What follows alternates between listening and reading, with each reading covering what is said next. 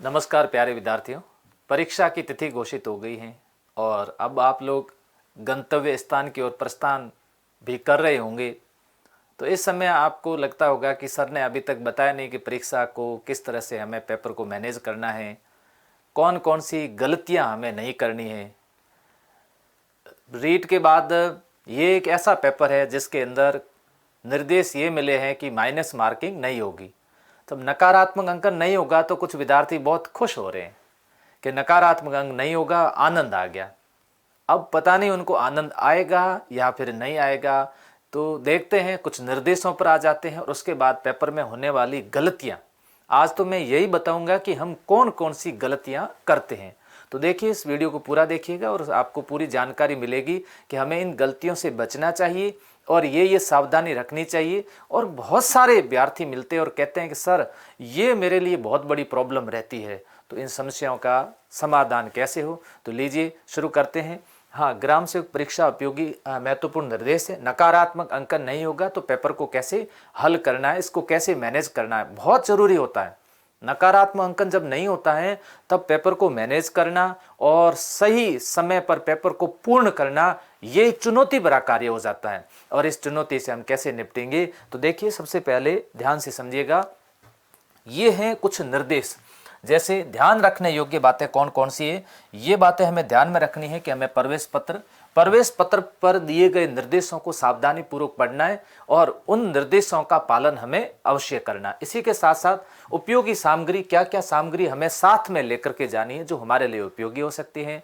आधार card लेके जाना है या उसकी कॉपी ले जानी है, जो आपको निर्देश दिए गए हैं, पैसे ले जाने हैं साथ में, और क्या क्या साथ में लेकर के जाना है, जैसे आपको निर्देश मिले उस निर्देशों का पालन अवश्य करना है। वस्त्र और आभूषण, वेशभूषा कैसी होगी, सर्दी का मौसम है तो ऐसी स्थिति में आपको क्या निर्देश मिले हुए हैं कि हमें इस ऐसी वेशभूषा में आपको आना है, आभूषण पहन करके नहीं जाना है। ज़्यादातर कोशिश आप यही करें कि आभूषण घर पर ही रह के आए, क्योंकि वहाँ पर फैशन शो है नहीं जो आपको वहाँ पर जाना है। उचित तरीके से ही आप निर्देशों का पालन करके और प्रस्थान करें। फिर बात आती है यात्रा और भोजन। मैं ये बात हर बार निर्देश के अंदर कहता रहता हूँ कि यात्रा करते समय हमें सावधानी बरतनी होगी। बस के ऊपर बैठ करके, ट्रेन की छत पर बैठ करके यात्रा नहीं करनी है और लिक्विड भोजन ज़्यादा से ज़्यादा लेना है। इस समय आपको बीमार नहीं होना है। कुल मिला करके ये ध्यान रखना है कि आप बीमार ना हो, सावधानी इस बात के लिए बरतें। अब बात आती है कि अक्सर वो कौन सी बातें हैं जिसके कारण हम कई बार पेपर के अंदर पास होने से चूक जाते हैं। ऐसी हम कौन सी गलतियां करते हैं उस पर ध्यान केंद्रित करवा रहा हूं। देखिए, रोल नंबर गलत भरना, सबसे पहली गलती यही करते। इतनी जल्दबाजी होती है, पता नहीं क्या है। जाते ही सबसे पहले रोल नंबर एंट्री करनी होती है और पता नहीं क्या जल्दबाजी है, और जल्दबाजी के अंदर रोल नंबर का जो गोला भरना होता है 3 में भर देंगे 5 के अंदर, और उसके बाद में जाते ही मूड खराब हो जाएगा, फिर कुछ भी नहीं होना है। तो सावधानी बरतें। सबसे सही उत्तर गोले गलत भरना। उत्तर सही दे रहे हो, आपने पेपर के अंदर टिक तो सही किया है लेकिन गोले गलत भर रहे हो। पेपर के अंदर टिक कर दिया आपने 2, लेकिन आप क्या करते हैं कि प्रश्न संख्या 2 का उत्तर 3 में भर देते हो, 3 का 4 में भरते हो। इस तरह से आप 5, 6, 7, 8, 10 प्रश्न के बाद आपको पता चलता है कि ये गलती हो गई मेरे द्वारा। फिर काटा छाटी इसके अंदर होगी नहीं, इसमें संशोधन का कोई ऑप्शन है नहीं। तो इससे बचने की पूरी कोशिश करनी होगी। फिर देखते हैं पेपर सरल होने पर अति आत्मविश्वास दिखाना, है ना। पेपर सरल आ गया, अब ऐसे दिखाएंगे अपने आप को, आत्मविश्वास ऐसे दिखाएंगे बस मेरी तो नौकरी पक्की है। ये प्री एग्जाम है, इसमें किसी की नौकरी पक्की नहीं है। 60,000 में अभी एक बार आपको आना है, एक एग्जाम और देना पड़ेगा तब जाकर के नौकरी पक्की होगी। अभी आपको नौकरी का बर्डन लेकर के एग्जाम देने नहीं जाना है। इस बार तो आप ये तय करके जाइए कि मुझे तो 60,000 में एक बार आना है। IAS प्री, RS प्री, कई बार टॉपर जो थे वापस बैठे, वो प्री पास कर नहीं पाए। प्री एग्जाम अलग होता है, मेंस अलग है। ताकि IAS RS के अंदर रिटर्न में होता है आपके यही मेंस ऑब्जेक्टिव ही होगा। उसके बाद बात आती है पेपर कठिन होने पर धैर्य खो देना। पेपर कठिन आ गया, पहला सवाल कठिन, उसका उत्तर नहीं आ रहा, दूसरे का नहीं आ रहा, तीसरे का नहीं आ रहा, 10 तक कंटिन्यू उत्तर नहीं आ रहे। अब लीजिए, अब भाई साहब के ये हालत ये हो गई, पसीने पसीने छूट गए, पंखे चालू कर दो तो भी पसीना ही छूटे। तो ये सर्दी के मौसम में भी इस तरह से पसीने छूटने शुरू हो जाएंगे, गर्मी का एहसास होगा। क्यों? क्योंकि आपने धैर्य खो दिया। बिल्कुल धैर्य नहीं खोना। पेपर आपके लिए कठिन है तो आप समझ लीजिए सबके लिए कठिन है। पेपर आपके लिए सरल है तो समझ लीजिए लगभग सबके लिए सरल है। क्यों? क्योंकि टॉपर जो होते हैं ना, वो कई गुना आगे चलते हैं, वो बहुत आगे चलते हैं, वो जीनियस होते हैं। अब आप हो प्रतिभाशाली या फिर आप आते हो औसत में आते हो, तो ऐसी स्थिति के अंदर औसत विद्यार्थी जो होते हैं उन सबके लिए कठिन लगेगा, और जो औसत विद्यार्थी उन सबके लिए ये पेपर कैसा लगेगा? सरल लगेगा। इसलिए घबराने की बिल्कुल आवश्यकता नहीं है। निर्देशों को नहीं पढ़ना। पेपर के ऊपर कुछ निर्देश दिए होते हैं कि इस प्रश्न पत्र के अंदर 120 प्रश्न होंगे, और आप माइंड में सेट करके जा रहे हो कि 100 प्रश्न ही होंगे, 20 प्रश्न एक्स्ट्रा आप लोग उसके अनुसार अपना समय प्रबंधन नहीं करते हो। हर निर्देश को पढ़ना है, पेपर का मिलान करना है, पेपर के पेज संख्या और प्रश्न संख्या भी मिलान करनी है, कहीं इसमें मिस प्रिंट तो नहीं है। अगर मिस प्रिंट है तो उसी समय उसको बदल देना, बाद में बदला नहीं जाएगा। बहुत होशियारी रखनी पड़ती है इसमें, आपको कलाकारी दिखानी पड़ती है ना। तो कलाकारी कितनी बेहतर तरीके से, अच्छे तरीके से आप लोग दिखा पाते हो।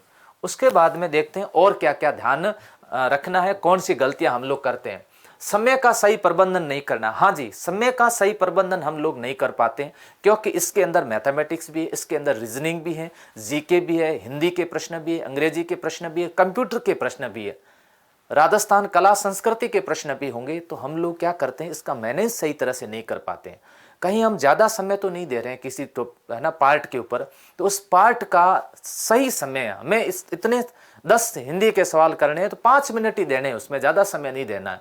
5 मिनट इंग्लिश को ही देने और 5 मिनट हमें कंप्यूटर को ही देनी है। इसके अलावा 20 मिनट कला संस्कृति को देने। तो आप लोग अगर उससे ज़्यादा समय दे रहे हो तो दूसरे का कोटा जो है वो उसका क्या कर रहे हो, आप लोग खराब कर रहे हो। फिर वो आपके खराब हो जाएगा पेपर, रीजनिंग खराब हो जाएगी, मैथमेटिक्स खराब हो जाएगा पेपर, जीके ज्योग्राफी के ज़्यादा प्रश्न आने हैं वे भी आपके डिस्टर्ब हो जाओगे आप।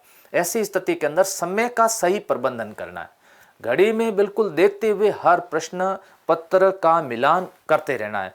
कहीं ऐसा ना हो कि आप पेपर में धुन में लग गए हो और इतने खो गए हो, इतने धुन में खो गए हो कि आपको समय प्रबंधन का कुछ पता ही नहीं है। गुरुजी कहेंगे आधा घंटा शेष है, और तब आपको पता चलेगा उधर तो आधा घंटा शेष है, इधर आधा पेपर शेष है, फिर कुछ भी होना नहीं है। फिर उसके बाद बात आते हैं प्रश्नों को सही तरीके से नहीं करना। प्रश्न को सही तरीके से मतलब प्रश्न को सही तरह से नहीं पढ़ना, जल्दबाजी में पढ़ना। और प्रश्न पत्र देने के बाद बाहर आने के बाद जब उसका दोस्त कहता है कि इसका उत्तर तो ये है, और हम लोग क्या कहते हैं, अरे ये तो मैंने ढंग से पढ़ा ही नहीं, इसका उत्तर तो ये था। तो फिर आपको वहां पढ़ने के लिए किसने रोका था?